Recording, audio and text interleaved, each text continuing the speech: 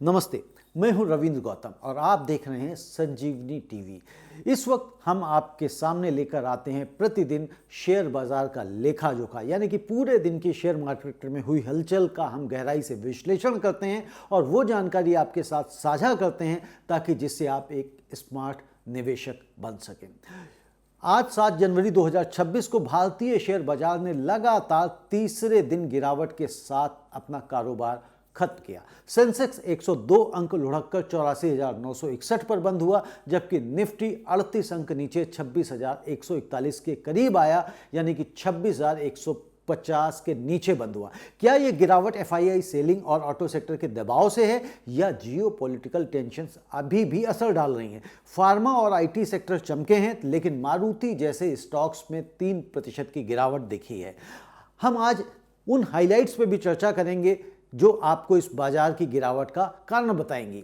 अगर आप शेयर बाजार के उतार चढ़ावों को समझना चाहते हैं तो चैनल को सब्सक्राइब कर लें, बेल आइकन को दबा लें और कमेंट्स में बताएं कि आज की ये गिरावट आपको किस तरह से प्रभावित कर रही है, आपके पोर्टफोलियो को हिला डुला कैसे रही है। तो चलिए शुरू करते हैं दोस्तों। आज बाजार की शुरुआत निगेटिव रही। सेंसेक्स पिछले क्लोज से नीचे खुला और दिन भर वोलेटाइल रहा। अंत में 102 अंक यानी 0.12% की गिरावट के साथ 84,961 पर बंद हुआ, जबकि निफ्टी 38 अंक गिरकर 26,141 पर बंद हुई। ये तीसरी लगातार गिरावट है। पिछले 3 दिनों में सेंसेक्स 11 अंक से ज्यादा गिर चुका है।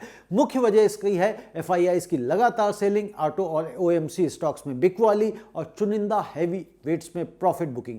मारुति का 3% गिरना, सिप्ला और अन्य ऑटो स्टॉक्स का दबाव में होना, लेकिन आईटी और फार्मा सेक्टर ने सपोर्ट दिया। टाइटन 4.5% बढ़ा। एचसीएल, टेक महिंद्रा, इन्फोसिस जैसे स्टॉक्स में गेन आया। ग्लोबल मार्केट्स मिक्स थे, लेकिन भारत में सतर्कता बनी हुई है क्योंकि Q3 अर्निंग सीजन बिल्कुल नजदीक है और वेनेजुएला टेंशन का असर अभी कम नहीं हुआ। मिड कैप और स्मॉल कैप में भी माइल्ड गिरावट, लेकिन कुछ स्टॉक्स जैसे रिलायंस इंफ्रा में तेजी दिखाई दी। कुल मिलाकर बाजार में रेंज बाउंड ट्रेडिंग थी, लेकिन नेगेटिव बायस के साथ थी। अब सोचिए दोस्तों, ये लगातार गिरावट क्यों? एफआईआई सेलिंग एक बार बड़ा फैक्टर है। जियोपॉलिटिकल रिस्क से निवेशक सावधान हैं। ऑटो सेक्टर में मारुति और टाटा मोटर्स जैसे कंपनियों में प्रॉफिट बुकिंग हुई क्योंकि हाल ही में ये हाई पर भी थे। लेकिन पॉजिटिव साइड ये है कि आईटी सेक्टर मजबूत रहा। आज ग्लोबल टेक डिमांड और कमजोर रुपए से फायदा मिला। फार्मा में भी खरीदारी दिखाई दी। अगर सपोर्ट होल्ड करता है तो रिकवरी आ सकती है। जी हाँ, रिकवरी आ सकती है। तो चलिए अब और डिटेल में चलते हैं और समझते हैं कि और क्या क्या कारण रहे। आपको बाजार की हम पूरी तस्वीर देते हैं, आज भी देंगे। बाजार क्यों गिरा? आज मुख्य कारण जो मैंने बताया कि एफआईआई की सेलिंग और सेलेक्टिव प्रॉफिट बुकिंग रही है। ऑटो सेक्टर में मारुति सुजुकी 3% गिर गई और ओएमसी स्टॉक्स दबाव में। 3 दिनों में 1100 अंकों की गिरावट चिंता की बात है, लेकिन ब्रॉड सेल ऑफ नहीं। निफ्टी में टॉप गेनर्स की अगर हम बात करें तो टाइटन कंपनी 4 से 5% ऊपर रही। एचसीएल, टेक महिंद्रा, विप्रो, जियो फाइनेंशियल जैसे स्टॉक मजबूत गेन में रहे। आईटी सेक्टर ने लीड किया। ये डिफेंसिव और ग्रोथ स्टॉक्स में खरीदारी दिखाता है। अगर हम टॉप लूजर्स की निफ्टी की बात करें तो सिप्ला टॉप लूजर रहा। यूएस एफडीए ऑब्जर्वेशंस की वजह से रहा। मारुति सुजुकी 3% नीचे रहा। हिंदुस्तान कॉपर, ओला इलेक्ट्रिक जैसे स्टॉक्स भी गिरे। कुल मिलाकर ऑटो और कुछ कमोडिटी स्टॉक्स दबाव में रहे। सेक्टोरल इंडेक्स की अगर हम बात करें तो फार्मा और आईटी सेक्टर चमके, गेन में बंद हुए, लेकिन ऑटो, रियल्टी और ओएमसी सेक्टर्स में गिरावट देखने को मिली। मिक्स्ड परफॉर्मेंस है, जहां डिफेंसिव सेक्टर्स बेहतर रहे। सबसे एक्टिव स्टॉक्स वॉल्यूम की अगर हम बात करें तो Titan, Maruti, Cipla, Reliance infra high volume पर ट्रेड हुए। इनमें इंटरेस्ट हाई रहा। बाजार की कमजोरी के बावजूद अच्छा परफॉर्म्स करने वाले स्टॉक्स में से अगर हम देखें तो टाइटन और आईटी स्टॉक्स 4 से 5% तक चढ़े। कुछ स्मॉल कैप जैसे न्यूलैंड लैब्स में भी तेजी दिखाई दी। एडवांस डिक्लाइन रेशियो अगर हम देखते हैं तो ज़्यादा स्टॉक्स आज डिक्लाइन में रहे, लेकिन रेशियो बहुत नेगेटिव नहीं रहा, माइल्ड प्रेशर है।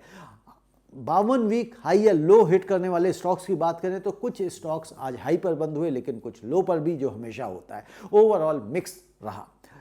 मार्केट ब्रेड्थ और वोलेटिलिटी की अगर हम बात करें तो विक्स आज थोड़ा ऊपर रहा, अनसर्टेनिटी बनी हुई है।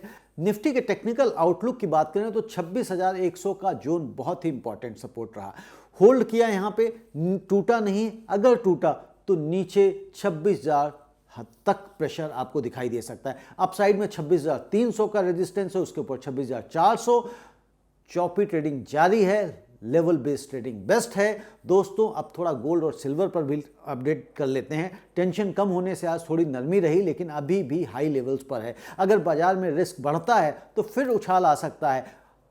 Q3 के रिजल्ट्स आने वाले हैं, तो इसलिए सभी लोग संभले हुए हैं और रिजल्ट्स का इंतज़ार कर रहे हैं, ताकि रिजल्ट के अकॉर्डिंग ही वो आगे अपने कदम बढ़ा सके।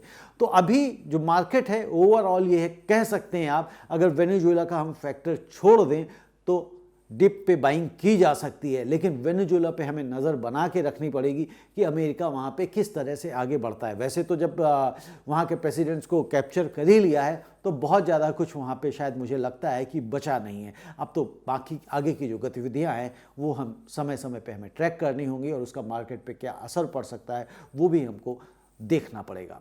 तो दोस्तों ये था आज का लेखा जोखा। आपको हमारा कार्यक्रम कैसा लगता है, और ये जो विश्लेषण हम आपके साथ शेयर करते हैं डेली, ये आपको कितना पसंद आ रहा है। हाँ, कई बार हम इसे समय से नहीं दे पाते हैं, यानी कि थोड़ा सा देर हो जाता है, विलंब हो जाता है, तो थोड़ा सा बेयर करिए, लेकिन आपको एक क्वालिटी एनालिसिस मिल रहा है तो इसके लिए इंतज़ार तो बनता है।